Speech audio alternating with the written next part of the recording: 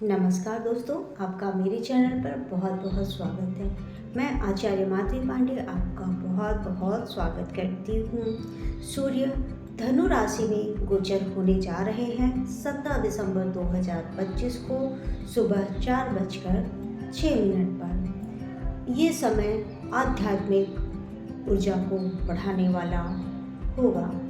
ये बहुत ही खास है। सूर्य हमारी आत्मा का कारक है, ऊर्जा का कारक है, शक्ति का कारक है और आत्मिक आंतरिक शक्ति प्राण ऊर्जा का कारक है, इच्छा शक्ति का कारक है, नेतृत्व का कारक है, रचनात्मकता का कारक है और आत्मा अभिव्यक्ति का कारक है, नेतृत्व का कारक है। सूर्य जब धनु राशि में होंगे तो क्या परिणाम होगा ये हम समझते हैं। ऐसे में व्यक्ति आशावादी होगा, स्वयं की खोज में ध्यान देगा, उच्च ज्ञान की ओर अग्रसर होगा, हमेशा विस्तार को सोचेगा, जैसे जितना भी ज्ञान है तो और बढ़ सके और जो भी हो विस्तार का सोचेगा, आध्यात्मिक विकास की ओर सोचेगा, अपनी जो स्वतंत्रता है उसके स्तर को बढ़ाने का सोचेगा, उसकी ईमानदारी में बढ़ोतरी होगी, उनके दार्शनिक सोच में बढ़ोतरी होगी। ये कारक होंगे सूर्य के धनु राशि में होने से। लेकिन कभी कभी ऐसा होता है कि जैसे सूर्य अग्निशील तत्व है तो आप में ज़्यादा एग्रेशननेस के चांसेस बढ़ सकते हैं। इसको संतुलित रखना बहुत ज़रूरी है और अति आत्मविश्वास भी कहीं से भी अच्छा नहीं होता है। आप बहुत ज़्यादा स्पष्टवादी होंगे जिससे काम में कुछ रुकावट आ सकती है। कुल मिलाकर ये देखा जाए कि सूर्य का धनु राशि में प्रवेश होने से प्रेरणा मिलेगी, साहस में बढ़ोतरी होगी, तेज में बढ़ोतरी होगी, विश्वास में बढ़ोतरी होगी, जीवन के उद्देश्य से जुड़ने में काफ़ी मदद होगी। हम सत्य की ओर, की खोज की ओर अग्रसर हो सकते हैं।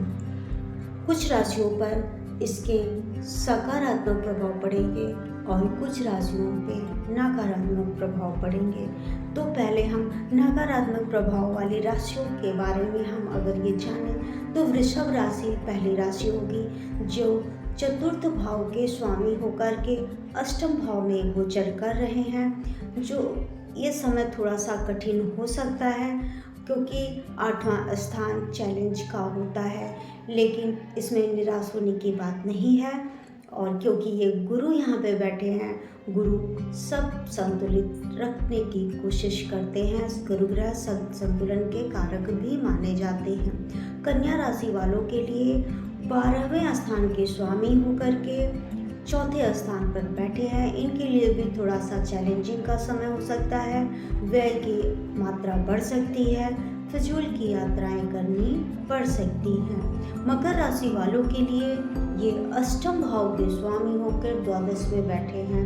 ऐसी स्थिति में जैसे कि कुछ कठिन समय हो सकता है, दुख का कारक होता है, किसी पैटर्निटी के संबंध में ऐसा देखने को मिल सकता है। पिता के स्वास्थ्य में थोड़ी सी प्रॉब्लम आने हो सकती है।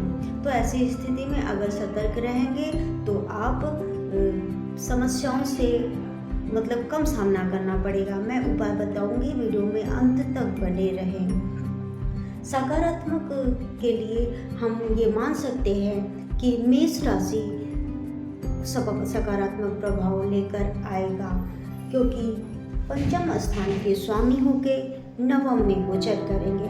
ऐसी स्थिति में आपको लंबी यात्रा करना पड़ सकता है। शिक्षा के क्षेत्र में, कैरियर के क्षेत्र में आप लंबी यात्रा करेंगे। आपका रुझान धार्मिकता की ओर, आध्यात्मिकता की ओर हो सकता है। मिथुन राशि में तृतीय स्थान के स्वामी होकर के सप्तम स्थान में गोचर करेंगे। ऐसी स्थिति में मिथुन राशि वालों के जातकों के लिए बहुत ही ऊर्जा को बढ़ाने वाला, पराक्रम को बढ़ाने वाला, मान सम्मान को बढ़ाने वाला, समाज में मिथुन राशि के जातकों की स्थिति अच्छी साबित होगी और सप्तम स्थान में होने से व्यापार में अच्छा लाभ मिलने की संभावना है और संबंधों में सुधार होने की संभावना है। स्पाउस से आपके रिलेशन अच्छे हो सकते हैं। सिंह राशि वालों के लिए प्रथम भाव के स्वामी होकर के ये पंचम भाव में बैठे हैं, इससे आत्मविश्वास की बढ़ोतरी होगी। ऐसे जातक को आत्मविश्वास से पूरा लवरेज रहेंगे और अपने काम में बहुत ही ज़्यादा अनुशासन के साथ आगे बढ़ने के योग बनेंगे। वृश्चिक राशि वालों के लिए 10वें स्थान के स्वामी होकर के द्वितीय भाव में गोचर करेंगे। द्वितीय भाव धन का कारक होता है। हाँ, वाणी से थोड़ा सा सावधानी रखने की ज़रूरत है, क्योंकि धनु राशि पे मंगल पहले से गोचर हैं, विराजमान हैं। इस वजह से सूर्य और मंगल एक साथ होने की वजह से आत्मविश्वास में मतलब बहुत ज़्यादा बढ़ने की वजह से आपके वाणी में थोड़ी सी कठोरता आ सकती है, लेकिन कुल मिलाकर आपको लाभ देने वाला साबित होगा। कुंभ राशि वालों के लिए सप्तम स्थान के स्वामी होकर के ये 11वें स्थान पे गोचर करेंगे, यानी आपको रिलेशन के संबंध में, व्यापार के संबंध में लाभ मिलेगा। आप करियर में कहीं भी कोशिश कर रहे थे तो उसमें आपको पदोन्नति मिल सकती है और कुल मिलाकर आपके लिए ये बहुत ही लाभकारी सिद्ध होगा। मीन राशि वालों के लिए छठे स्थान के स्वामी होकर के दसम भाव में गोचर करेंगे। ऐसी स्थिति में आपके कैरियर में बहुत ज़्यादा प्रोग्रेस होने की संभावना है। अगर आप जॉब की तलाश में हैं तो आपको नई जॉब मिल सकती है। आपके जो दुश्मन हैं वो आपके आसपास आने से भी भटकेंगे नहीं, अगर सोचेंगे भी तो वो पीछे हट जाएंगे, क्योंकि आपका मंगल, आपका सूर्य आपके मीन राशि वालों के लिए छठे स्थान के स्वामी हैं। इसलिए ऐसा जातक इंटेंसिव लेने से कभी भी पीछे नहीं हटने वाला, चैलेंज को स्वीकार करेगा और उसमें विजय भी प्राप्त करेगा। चलिए अब उपाय की ओर थोड़ी सी चर्चा करते हैं कि हमें क्या उपाय करना चाहिए कि सूर्य के नकारात्मक प्रभाव न पड़े और जीवन सुचारू रूप से चलता रहे। सबसे पहला कि आप सूर्य के 108 बार मंत्र बोले, ओम ह्रां ह्रीं ह्रौं सः सूर्याय नमः का जाप करें, या छोटे मंत्र ओम पूष्णे नमः, ओम सूर्याय नमः जैसे मंत्रों का जाप कर सकते हैं। सूर्योदय से पूर्व उठने की कोशिश करें। तांबे के लोटे से जल दें। पूर्व दिशा में घी के दिए अवश्य जलाएं। लाल, नारंगी, गोल्डन इस तरह के कपड़े पहने और ताज़ा भोजन, गरम ताज़ा भोजन का ही सेवन करें। खाने में आप गुड़, घी, गेहूं को शामिल करें। इससे आपका जो ऊर्जा का स्तर है संतुलित रहेगा। खाने से पूर्व आभार अवश्य प्रकट करें, क्योंकि सूर्य पोषण का कारक है और प्राण ऊर्जा का कारक है, इसलिए आभार व्यक्त करके भोजन को ग्रहण करें।